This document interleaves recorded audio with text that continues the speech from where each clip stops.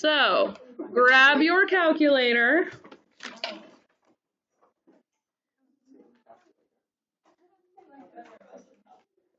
Oh, thank you. Hi, Sky. All right, go ahead and hit the y equals button. Y equals, and we're going to type this in. X to the 4th, 2x to the 3rd.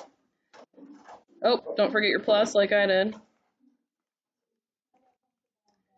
Minus 11x squared plus 8x minus 60. Can somebody tell me the degree of the polynomial? 4.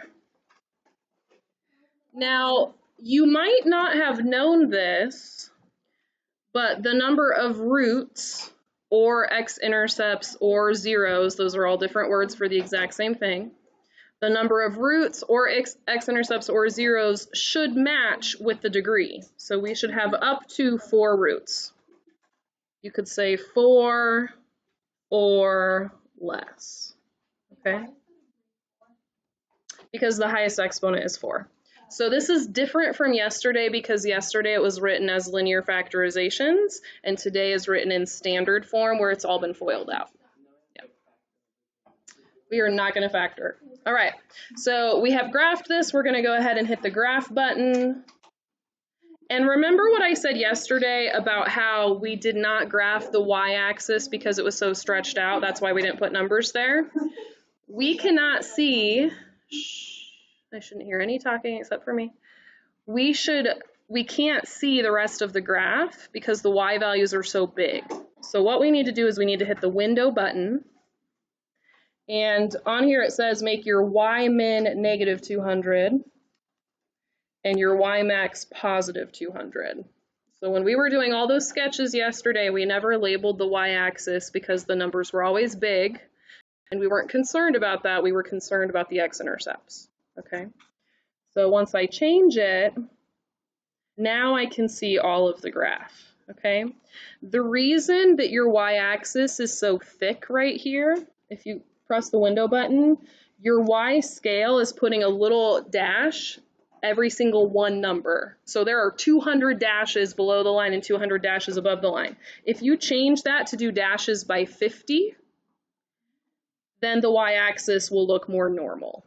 It just went by 50s instead of by 1s, okay? So whenever your axis looks like a really solid line like that, it's just because the dashes are really close together, okay? All right, so there's our graph. So what we're gonna do is we're gonna go ahead and sketch the graph. Say it again? Why is there another piece? What do you mean another piece? Like I only have this. I can't see that far. It's like a squiggle. What's your window say? What your window? So you might have a typo. Did you hit the window? You hit the window button? Window button? Yes. Wow.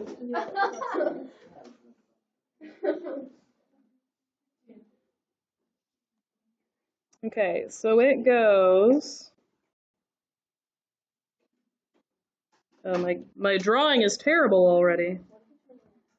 So we're just gonna try to draw this like reasonably good, but don't worry if it's not like perfect. Okay. Is that kind of okay? Yeah, okay. So if we look at this, I can see that we have an x-intercept right there, and we have an x-intercept over here. Everyone agree with that? Okay. Now, if this is a degree of 4, then that means that the multiplicity of our x-intercepts needs to add up to 4. So think about multiplicity. What does multiplicity mean from what we did yesterday? Yeah, it's the exponents that go with our little parentheses. So if this is a degree of 4, that means that we should have sets of parentheses and our exponents should add up to 4. That's what degree of 4 means, okay? So if we look at this x-intercept right here, what's that multiplicity? 1. If we look at that x-intercept over there, what's that multiplicity? 1. because it goes straight through, right? Straight through, straight through. So right now, we only have a degree of 2 accounted for. That means we have 2 that's missing. Does that make sense? Okay, so each of these is a multiplicity of 1. And so right now that adds up to 2, but it doesn't add up to 4 like we expected. So where are the rest of the roots? The other roots are complex, which means imaginary. So the other 2 roots have eyes in them. They're imaginary, which is why they don't show up on the graph. Okay? So we had a degree of 4. That means we expected to see 4 answers. We only see 2 right here. That means that we have 2 real answers and 2 fake answers. That is basically what that means, to add up to 4 total. Okay? So to be able to find the other answers, we have to take the answers that we know are there, which is an x value of 1, 2, 3, 4, negative 5. So I know for sure that x equals negative 5. So you can see this is the same problem that we just typed into our calculator. And I know that x is also positive 3.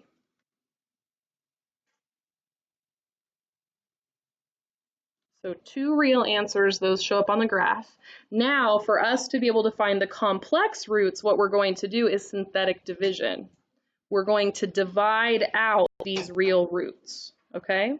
So basically what I'm going to do is I'm going to take this equation and I'm going to divide it by x plus 5, and I'm going to get a result. And then I'm going to divide it by x minus 3, and I'm going to get a result. And that remaining equation is going to be an x squared equation. And when I get it down to an x squared equation, we're going to do the quadratic formula and find the imaginary roots that we're missing. Okay? So let's go ahead and do our synthetic division. I'm going to say I've got 5 in the x in the little box right there. And since these were actual roots, what should our remainder be? If something is actually divisible, then what's the remainder? 0. So whenever we do these problems today, we should automatically get a remainder of 0.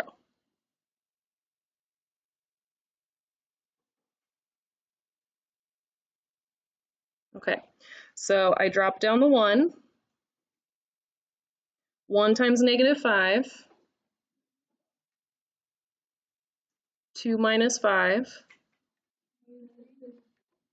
Negative 3 times negative 5.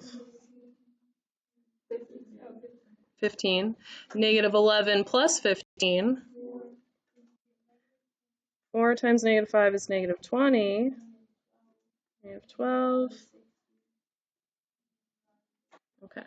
So if we take this equation with a degree of 4 and divide it by x plus 5, then we get x to the third minus 3x squared plus 4x minus 12. That's what we just got, okay? Now we're going to take that and we're going to divide that by x minus 3. Okay, so now I'm going to go ahead and put 3 in the box. I've got 1, negative 3, 4, negative 12. And this is an actual root, so what should my remainder be? 0.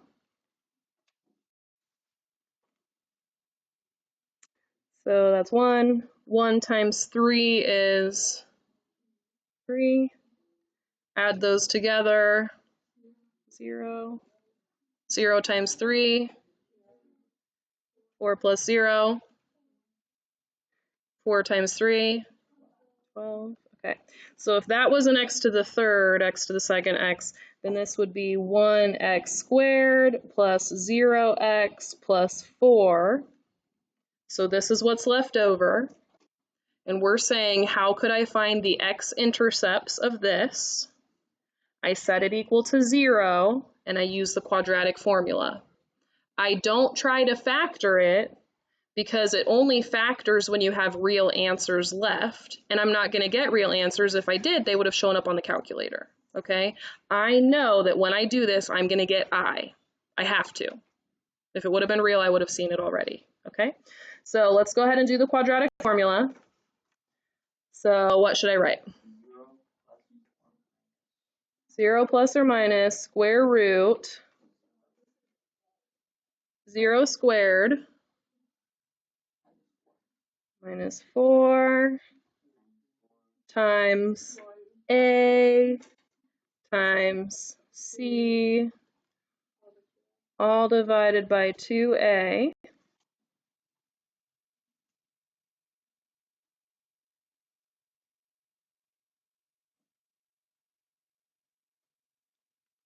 So we've got 0 squared minus 4 times 1 times 4. Oh, can't see it. There we go. So we get negative 16 underneath the square root. So we say that's actually positive. We bring the I out. What's the square root of 16? 4. So we get positive or negative 4i divided by 2. So positive 2i and negative 2i. Okay, so what I'm going to do is I'm going to come back up here. This is where my answers were. I have 2 real answers, and then my 2 imaginary answers are positive 2i and negative 2i. And since the problem had a degree of 4, we had 4 answers. So we're done.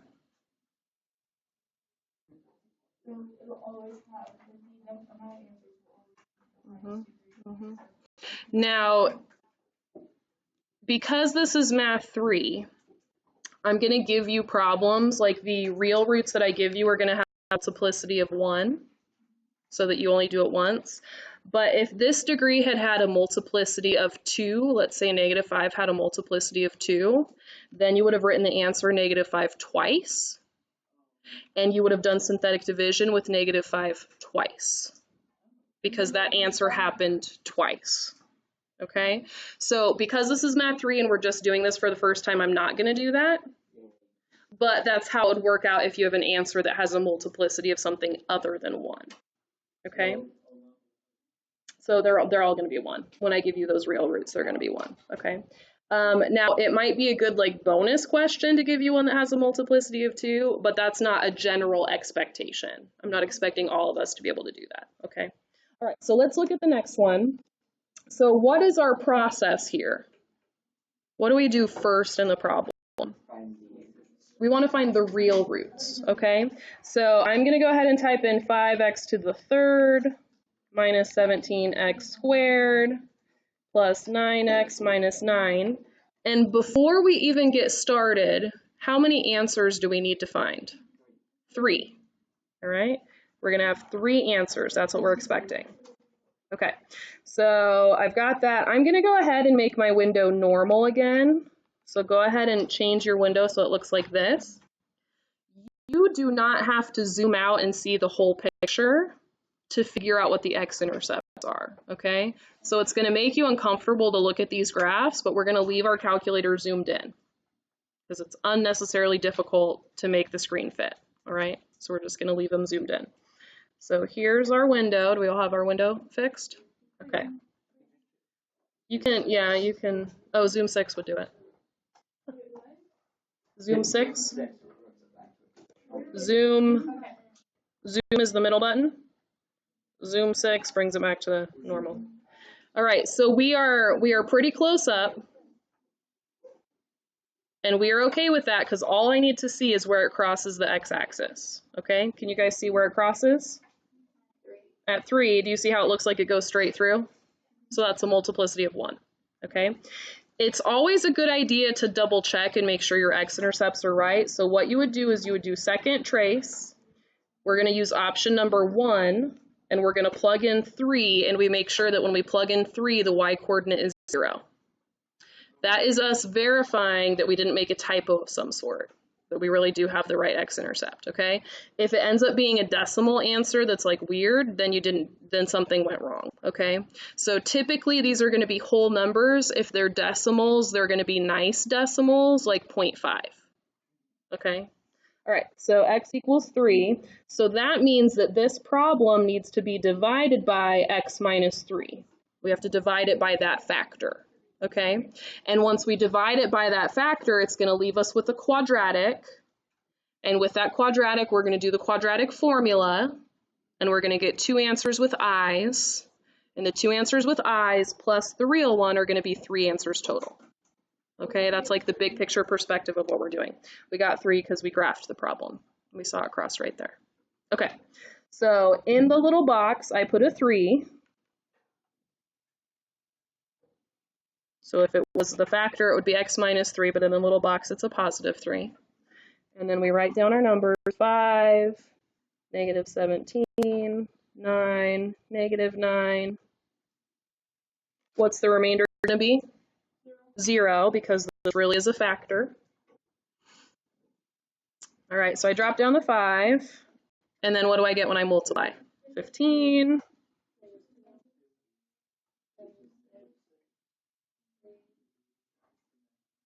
Okay. So now I need to write this out. What should I write? 5x squared minus 2x plus 3 equals 0. So we're making it equal 0 because we're looking for the other x-intercepts, and that's where the equation equals 0. We know that there's not going to be any more real x-intercepts because if there were, they would have shown up on the calculator. And so we're going to find these using the quadratic formula, and we expect to get an I. If we don't get an I, we did something wrong. Okay? All right, so x equals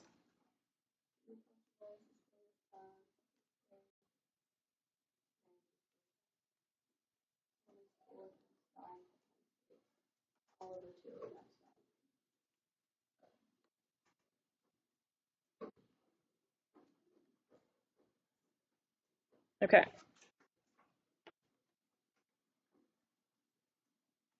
So I've got negative 2 in parentheses squared. Make sure you're putting it in those parentheses. Minus 4 times A times C. I should hear clicking because you're typing it in. Not saying, but Miss Rice, you're my calculator. I'm not your calculator. You're your own calculator.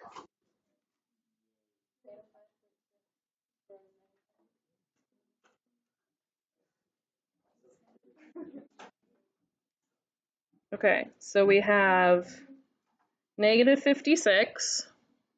And then what do I do with that negative? Take it out. Put an I in the front. Okay, so my first answer is 3. My second answer is 2 plus I root 56. 56 over 10.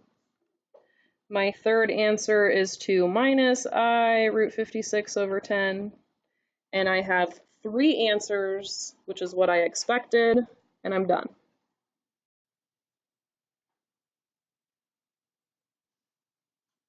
So 1 real answer, 2 fake answers.